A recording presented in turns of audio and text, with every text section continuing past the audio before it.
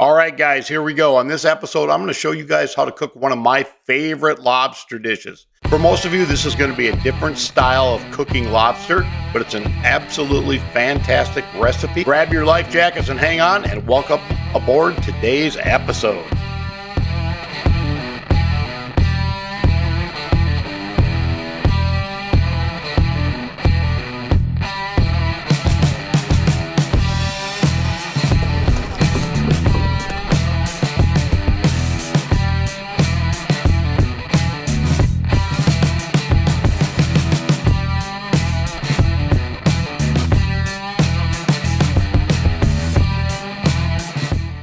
Okay, guys, first things first, you got to catch the lobster to cook them. As I was diving, do any of you know what this is? I've seen a couple of these. It's kind of out in front of Big Pine there. So if anybody you guys know, send me over in the comment section what that is. I'm kind of cruising along here, just looking over a new area. Ran into a big school of Atlantic spadefish, really cool fish to see up on the reef.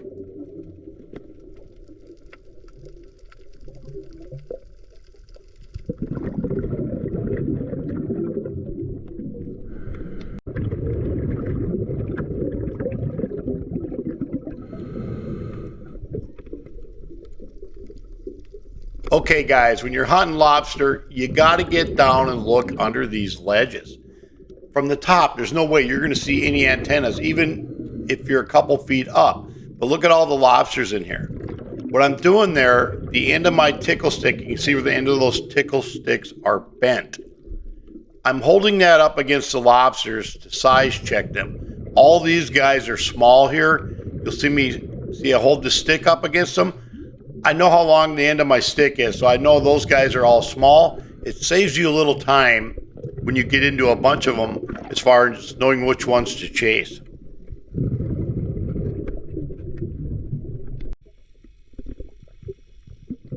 Okay, so I moved off the rock with the smaller lobsters on it.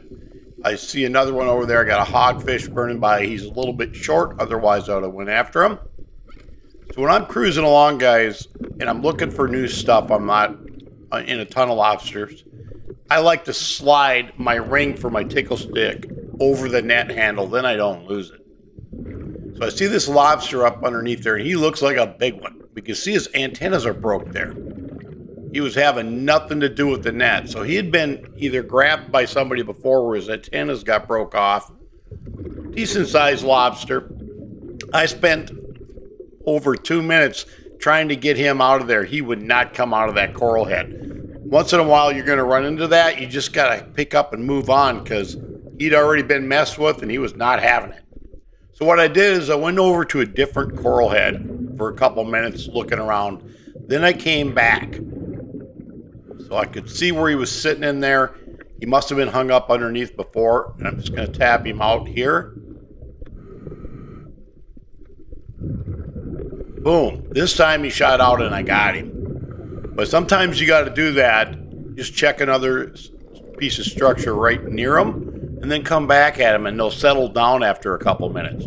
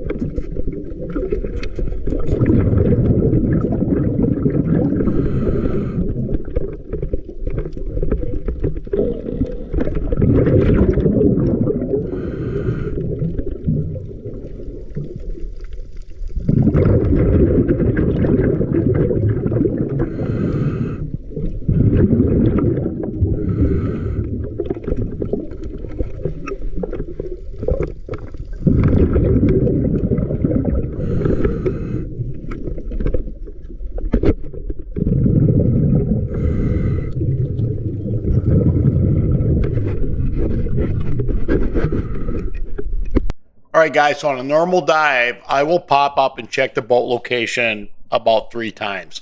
I keep an eye on the currents and where the boat is in relationship to the currents. I do not like to get down current of where my vessel is when the current is picking up. Okay, I drop back down. Find another little section of coral, and I'm just kind of looking underneath it. I see a lobster up under there. Sometimes the camera will not catch exactly what I'm looking at because it's above my eyes about two inches.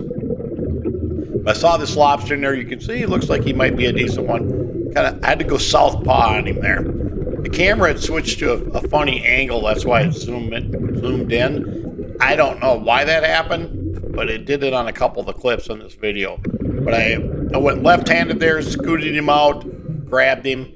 Gonna measure him up here and get him in the bag.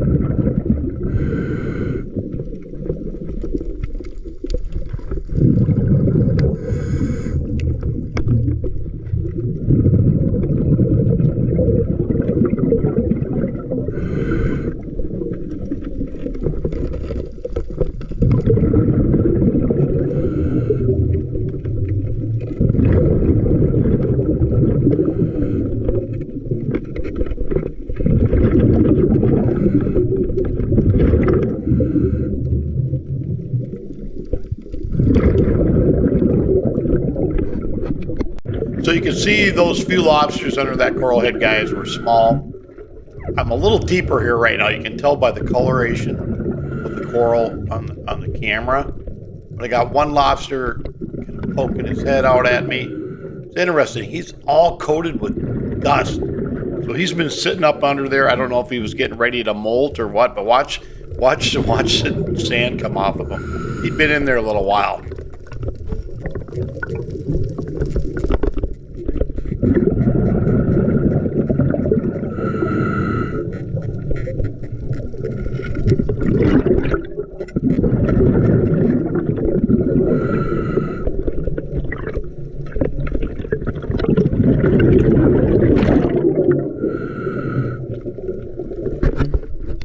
All right, guys, if you're new to the channel, you're going to see me pointing at what I look for when I'm looking for lobsters. Just the tips of those antennas. I'm not looking for a whole lobster. I'm looking for either the tips, or when I go down on the bottom and look underneath the coral, I'm looking for legs. But you can see just the tips are sticking out here. I'm tickling them out, getting them in the net.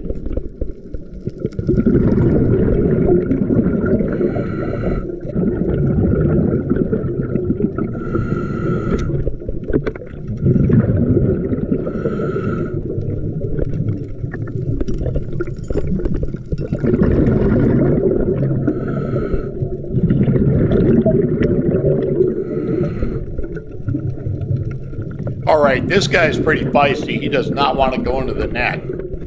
So as you're tickling him, trying to get him out of there, he's kicking up a lot of sand, which is to my advantage here because he won't be able to see the net as easy as he could before he started stirring it all up.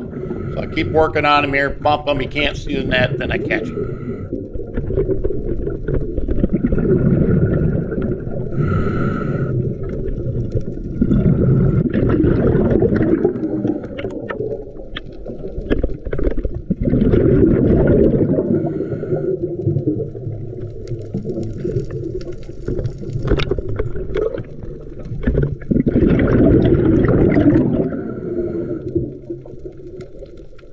Okay, I was taking a look at a couple fish that had darted under that coral, and as I come around the side, I run into Mr. Lionfish here.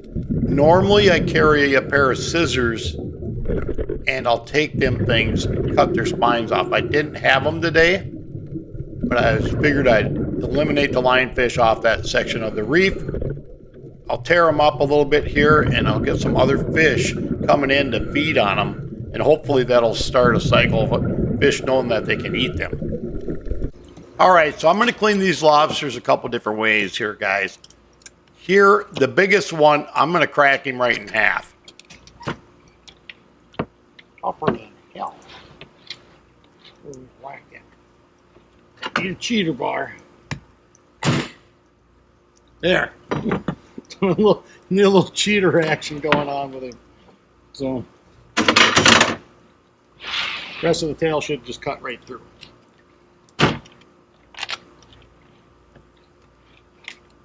Maybe not. Back to the cheater.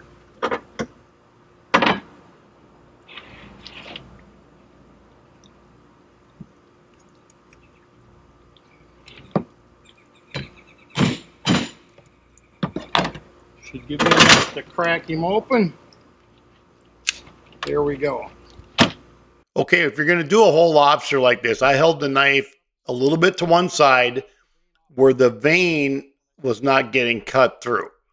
What I like to do with these, I'll pull the vein out here, and then I'm going to just clean out all the stuff out of the inside of the lobster, and I'll grill those whole lobsters halves on the grill. So once the vein is out, guys, I'll take it. Obviously, I keep my table very clean. I take the hose and kind of blast that and clean everything else out of the lobster as well. Once you get him all cleaned up, he's going to be ready to put on the grill.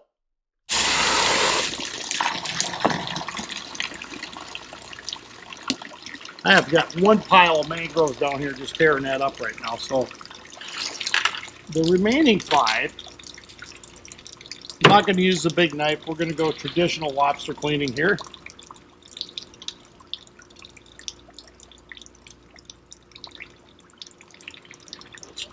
I like to ring them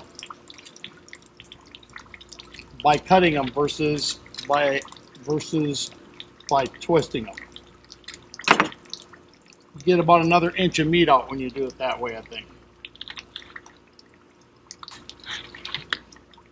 All right, tails off.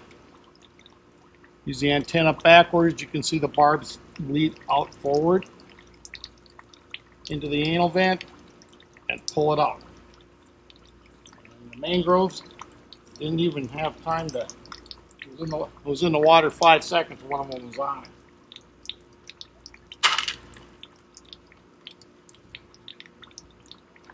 So that's it, guys. That's how I clean lobster.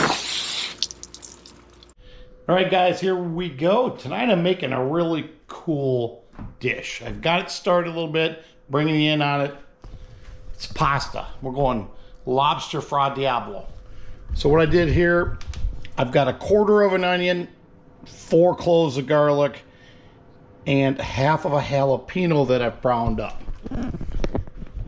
Next, I'm going to take our lobsters here, get these guys sliced and prepared. I've showed you guys this before, but this is how I freeze my lobsters. I roll the tail, roll them up in tin foil, and as you can tell, these guys look absolutely perfect when they come out like that. That's how I like to take care of the lobsters. It's probably one of the easiest ways, and it works the best. So next, what I'm going to do, I'm going to kick the heat back. Next, what I'm going to do, I'm going to kick the heat back on here. I've got some lovely canned tomatoes. I'm going to take those guys, hand crush them into the... All right, guys, next thing I'm going to do here is I'm going to hand crush these tomatoes in with the onions, the garlic, and the pepper. And I've got a couple teaspoons of salt here as well. I'm going to put the recipe down below, guys, so you can duplicate this at home. I'm going to kick the heat back on. It was on low, just keeping it warm. So the tomatoes, this is old school how to do this. Check your grocery store. Absolutely a fantastic product. So she's heating back up again. This is a hand crush. the Italian tomatoes here, they're a little smaller than an average Roma, and I'm going to crush these in here by hand.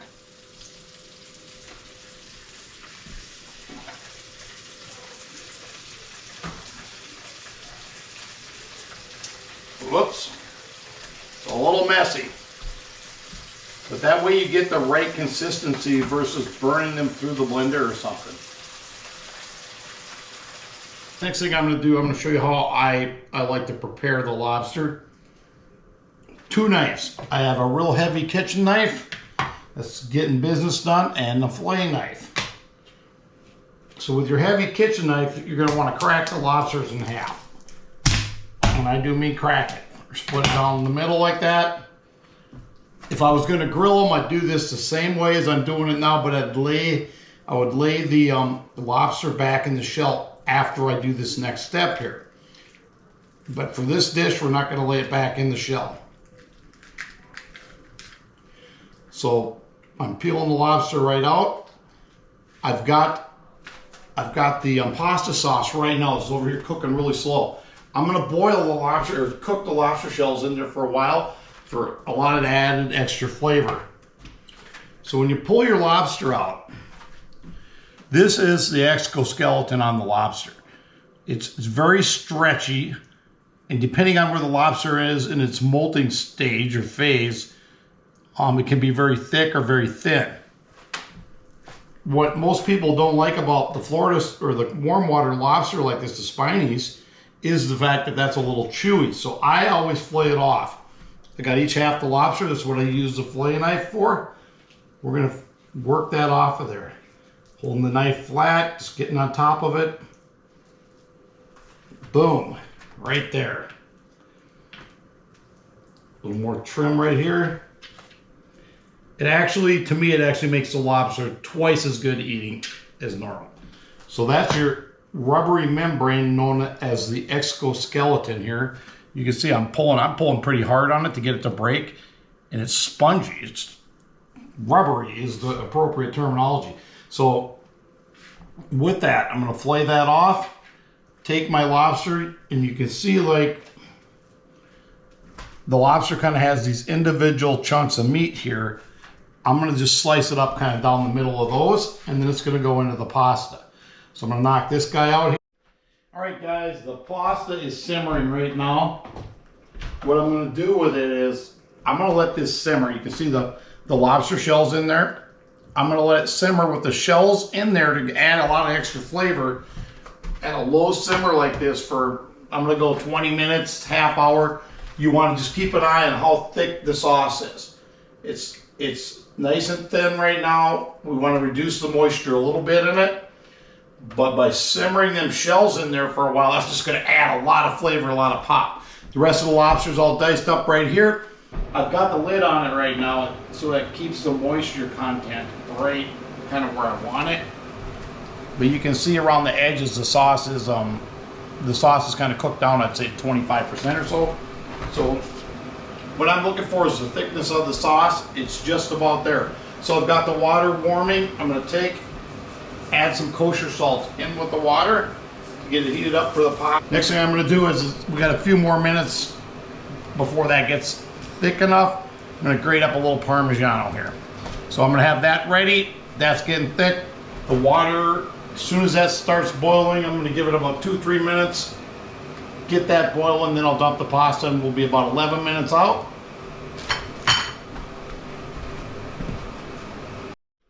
Alright guys, I got the noodles down. We got about 6 minutes left on them. It's time to add the lobster into the pasta. So I'm going to roll the lobster meat in with it. Like I said, it doesn't take very long for it to cook.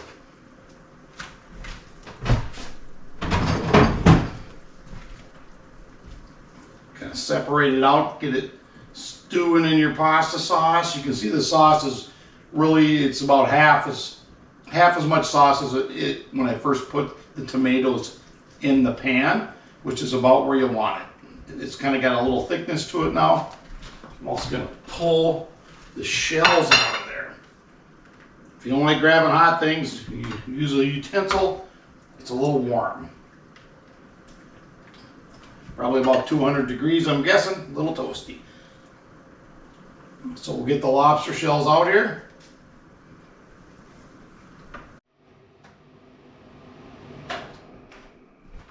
All right, guys, the noodles are done. I'm going to drain them off here quick. I like to drain them and leave just a little bit of water in the pan there. Just a little bit. That's a little hot. Give that a second to set in. The pasta, as you can see how the thickness of the sauce is. See that beautiful color from those Marzano tomatoes. Absolutely gorgeous looking meal. Smells amazing as well.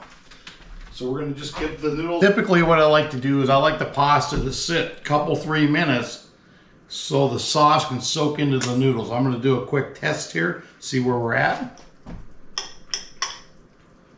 Smells amazing. The sauce is fantastic. Yum.